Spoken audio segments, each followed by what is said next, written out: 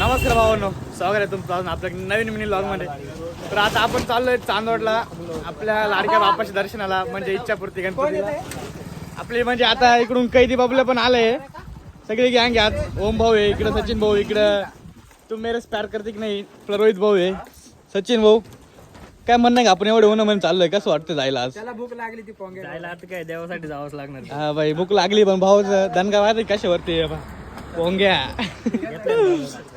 तुझं काय? तसंच भाई, म्हणजे कसं आपल्याला तिन्ही पण देवांना जायचं आहे, वरती पण आहे, खाली रेणुका माझ्या दर्शनाला आणि इच्छापूर्ती बाप्पाला पण जायचं आहे.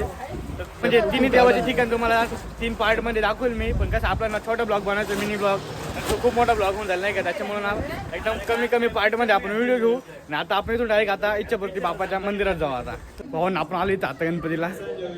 इंटरफेस पण एकदम मस्त नाही की तो बनवलेला, म्हणजे इथं आल्या पण ना थोडं भारी वाटतं. आता तर काय नाही, जेव्हा म्हणजे पावसाळा चालू होतो ना त्यावेळेसला भाई इतकं जबरदस्त राहतो इकडं.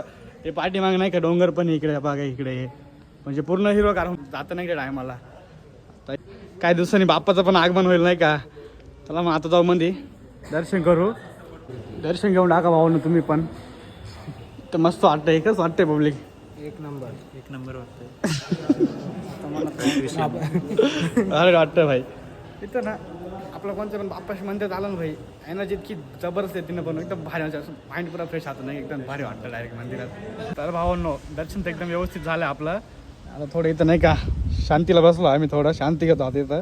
आणि नंतर आपल्याला जायचं आता वरती. साई कोणतं मंदिर ते इकडे वरती जायचं आपल्याला, चंद्रकेश्वर महादेवाचं मंदिर आहे, ते जायचं आता आपल्याला. आणि नंतर मग रेणुका मातेच्या दर्शनाला पण जायचं आहे नाही का भाई. चटके पण खूप खतरनाक बसत होते पायाला, कारण ऊन पण जबरदस्त नाही का डायरेक्ट. आता थोडा